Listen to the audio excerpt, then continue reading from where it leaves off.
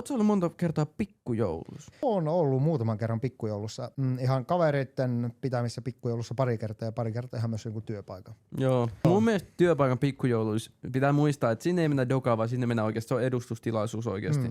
Kyllä. Joo, meilläkin on mitä työpaikan pikkujouluja ollut, niin yleensä on ollut just semmoisia, että mennään johonkin syömään tai jotain muuta tekee ja sen jälkeen sitten monesti vasta lähdetään bilettiin. Mutta onko tullut örvellettyä? Ja Ei. onko nuorena miehenä tullut niinku...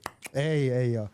Ja enkä mä ole Virman pikkujoulussa ikinä oikeastaan örveltänyt, koska ei semmoisia pikkujouluja ollut oikeastaan, missä ollaan niinku kunnolla otettu keittoa. Se on enemmän ollut, tiedätkö, muutama ja sitten syyvä ja sitten lähdetään, tiedätkö, kaveriporukalla vetämään niinku privaatti semmoiset, tiedätkö, jatkot tavallaan vetämään sen päälle. Että sitten ollaan niinku örvelletty joo, mutta ei varsinaisesti niillä itse pikkujoululla olla kyllä, en ole kyllä itse.